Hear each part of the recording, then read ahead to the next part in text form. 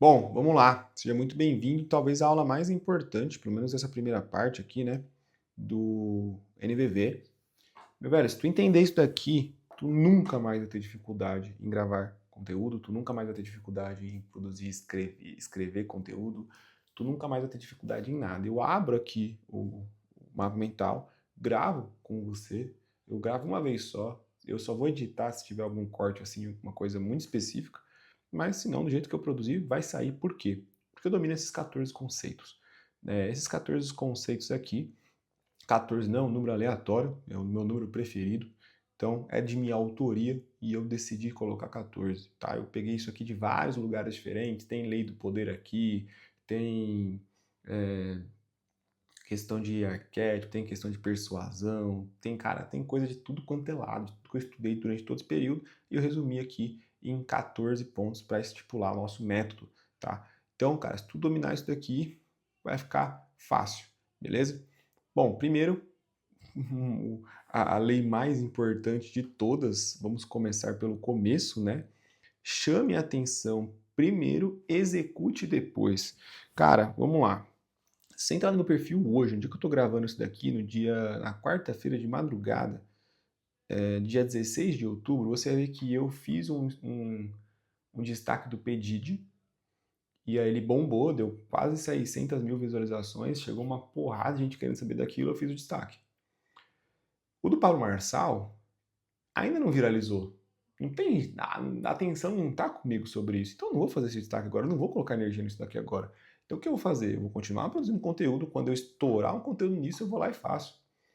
Tá? Ou quando eu tiver com a atenção em mim de alguma forma que eu acho interessante, eu vou lá e faço. Então chama a atenção primeiro, executa depois. Beleza?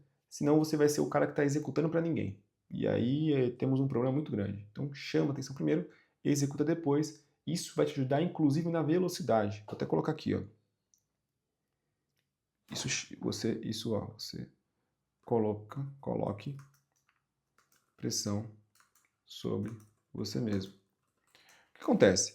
Se eu não chamo a atenção para mim, eu penso, pô, será que vale a pena executar ou não? Agora está todo mundo olhando para mim, qual que é a possibilidade de eu ficar pensando, vou fazer, vou deixar isso aqui perfeito? Você vai lá e faz. Então, primeiro conceito de narrativa, beleza? Chama a atenção primeiro, execute depois. Segundo conceito, conheça o seu cliente melhor do que ele mesmo. O que isso significa?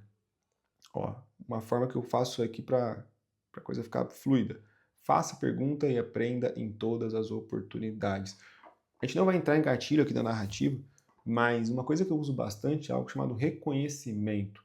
É quando eu falo para a pessoa aquilo que ela passa no dia a dia dela e que ela acredita que ninguém sabe. Como que eu sei disso? Perguntando. Então, se eu perguntar para um web designer hoje como que é o dia dele, se eu investigar o dia de um web designer, automaticamente eu investiguei o dia de todos os web designers. Se eu entender a dor de um nutricionista, automaticamente eu entendi a dor de vários nutricionistas. Se eu entender a dor de um médico, eu entendi a dor de vários médicos. Então, fazer perguntas, tá? Hoje, ó, vou dar até um exemplo para vocês aqui que eu acho maneiro. Olha isso aqui, ó. Eu estava conversando com um cliente, uma das lojas que nós temos aqui, e durante o atendimento, ó, deixa eu ver se eu acho aqui para nós, só para exemplificar a parada. Inclusive, ó, 1h43 da manhã e tem nego digitando aqui, ó. Se bobear, eu vendo para ele. Mas, ó, deixa eu pegar aqui. Aqui, ó, Kaique.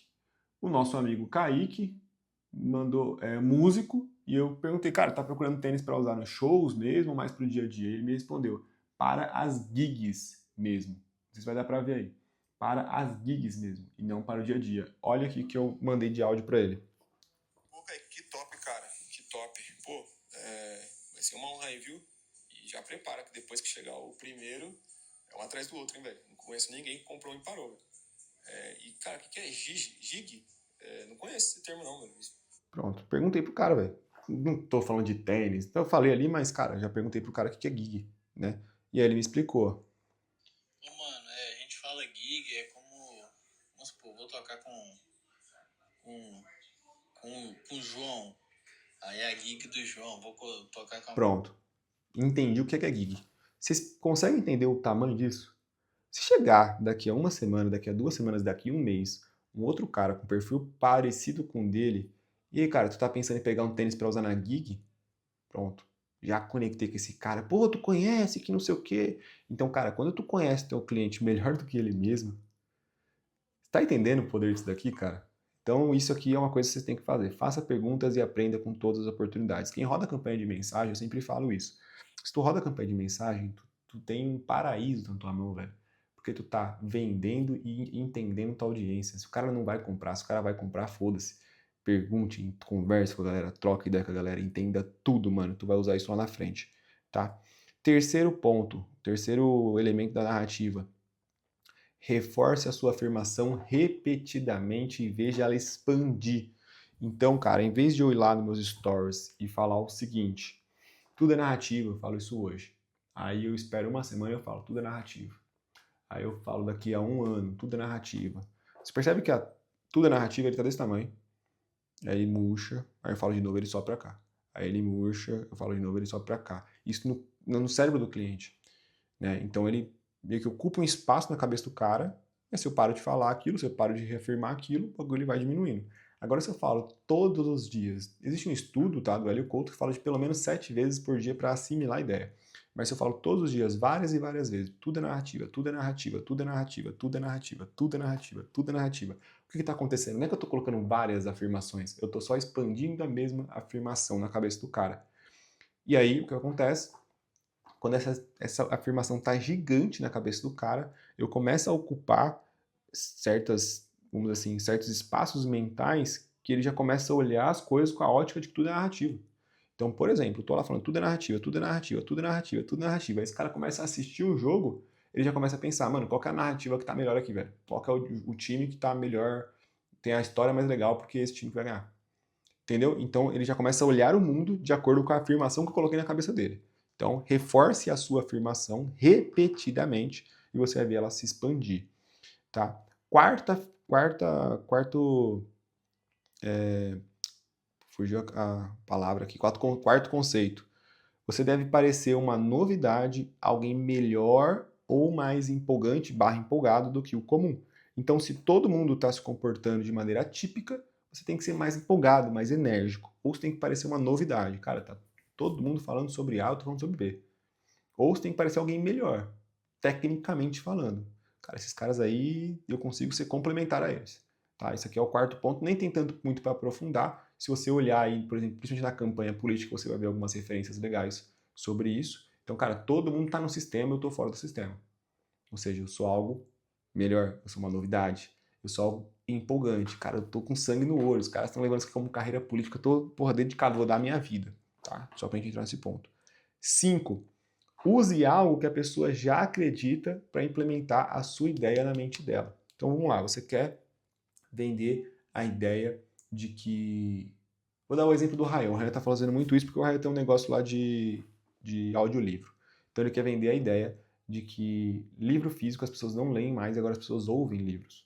Beleza? O que ele vai pegar? Ele vai pegar uma ideia que as pessoas já acreditam. Todo mundo sabe que as pessoas elas não estão com tempo, as pessoas já acreditam nisso.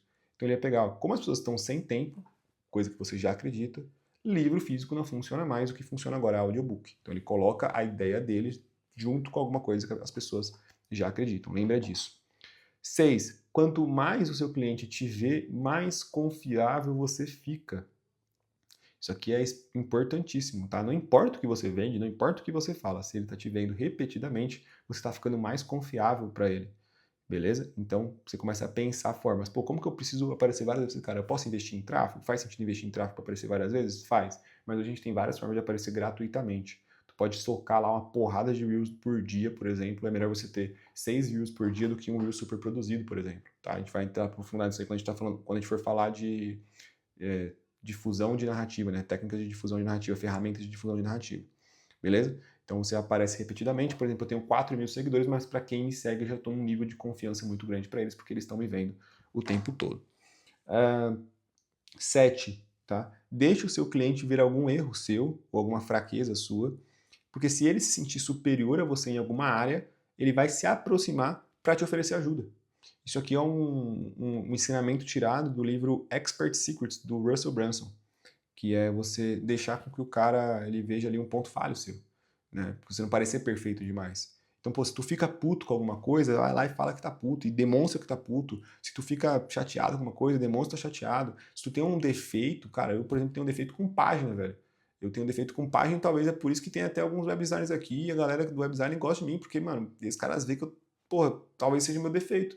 E aqui os caras, eles, porra, eu gosto do Reis, eu curto o que ele fala, mas essas páginas dele são horríveis, mano. Então eu vou lá oferecer ajuda pra esse cara, entendeu? Então, deixa ver o erro, não fica tentando camuflar, sabe, esconder, ah não, porque não sei o quê. Cara, deixa, velho, deixa. Por quê? Porque eles vão se sentir superiores, você nesta área em específico, e eles vão te oferecer ajuda. Nesse momento, você pode usar isso para coletar informações, fazer perguntas sobre os que eles fazem, etc e tal, gerar relações genuínas, ganhar amigos de fato, e principalmente conseguir melhorias. Tá? Aí numa dessas você vai conseguir pagar alguém para fazer um trampo para você, resolver um problema que você tem falho, e às vezes se você não expõe a tua dificuldade, você não consegue ganhar isso a teu favor. Tá? O oitavo conceito, que depois da afirmação, tudo contribui para a narrativa. Ou seja, depois que eu afirmei o seguinte, cara, eu vou ganhar 80 quilos até o final do ano. E ponto. Nós estamos em outubro, eu tô com 30 quilos, foda-se, 80 quilos até dezembro, afirmei. Pronto, tudo contribui para a narrativa. Pô, mas pô, a academia quebrou. Caraca, velho, a academia quebrou, então eu vou ter que parar de treinar, vou ter que comer mais, então isso aqui vai me ajudar porque eu vou, vamos dizer assim, acumular um pouco mais de peso, porque a academia às vezes até dá um gasto, né? Tem que comer mais para poder. Então, cara, tudo contribui com a narrativa. Por quê? Porque você vai construir uma jornada mais interessante, com inimigos comuns que batem mais com você, a história fica mais legal, fica mais fácil da galera contribuir com ela, participar dela e te ajudar. Então, depois que tu afirmou, não volte atrás, tá? Tudo contribui com a narrativa. Lembre-se, a melhor narrativa vence. Ponto 9. O que isso significa? Que alguém sempre vende para alguém. Eu ouvi essa frase de um cara que ele trabalhou lá no escritório do Elias, ele trabalhou com o Flávio Augusto, e ele me falou isso, cara, eu falei, porra, genial essa parada, velho. Ele me falou, cara, assim, tem uma coisa. Eu trabalhei como closer lá um tempo, e ele falou o seguinte pra mim, Reison, alguém sempre vai vender pra alguém. Se tu não vender o produto pra esse cara, ele vai te vender a ideia do porquê ele não precisa comprar.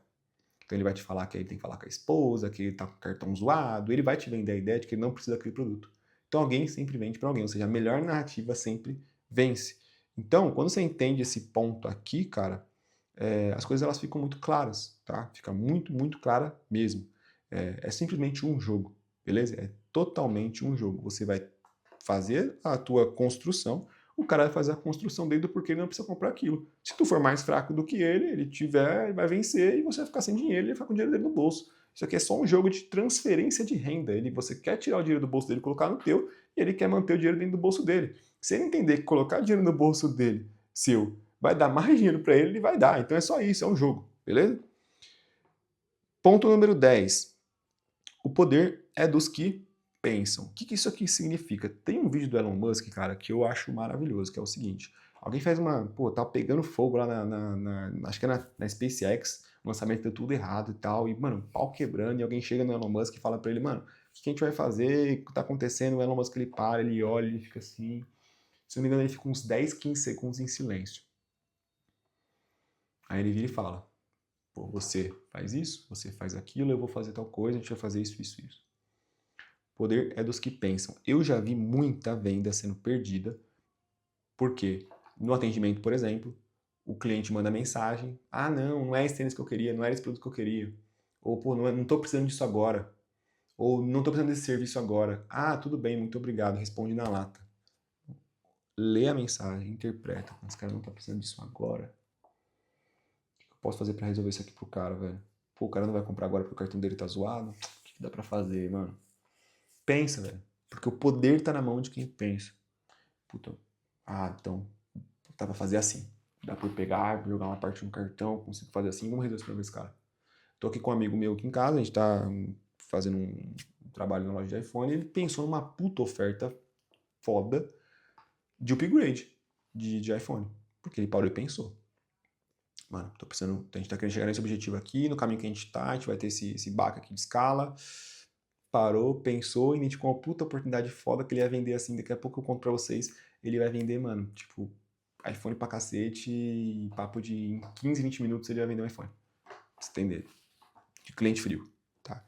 Então, O poder está em quem pensa. 11ª conceito da narrativa. Ao ser cancelado, nunca, nunca, em hipótese alguma, volte atrás no que você disse. Se eu afirmei que quem tem RG está sendo controlado pelo sistema, e aí a galera começa a me cancelar por conta disso, se eu volto atrás é a pior coisa que eu faço, porque eu nunca vou agradar o cara que está me cancelando. Se eu volto atrás, ele fala assim, aí viu, eu tava certo mesmo. E eu também dou desagradando o cara que poderia ficar do meu lado. Então nunca volte atrás. Cara, acelera e você encontrará pessoas o suficiente que concordam com você nessa sua afirmação e que estão dispostas a colocar dinheiro no teu bolso. 12º conceito da narrativa. O único algoritmo que você precisa estudar se chama psicologia. Isso aqui é muito bom. Por quê? Vou dar um exemplo claro, tá? Só pra gente ilustrar isso daqui, pra gente não aprofundar tanto nisso. Você já terminou um relacionamento, cara? Alguma vez? Já, pô, terminou um namoro? Obrigado. Né? Tem cara que termina de boa com a namorada, troca ideia no WhatsApp, mas tem cara que termina brigado.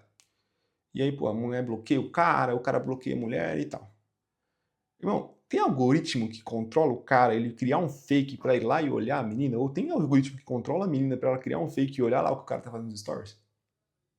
Não tem, mas a psicologia explica, porque a necessidade dela saber o que está acontecendo, a curiosidade dela faz com que ela intuitivamente pegue o celular dela, pesquise o arroba do perfil e vá ver o que está acontecendo. Então, o algoritmo que tu precisa entender chama psicologia. Tivemos aí um caso, né, vamos dizer assim, um fenômeno chamado MC Kevin. Cara, eu acompanhava os stories do Kevin, porra, toda sexta-feira, porque ele fazia o alvoroço, o pau quebrava, que não sei o que, eu nem seguia ele, velho.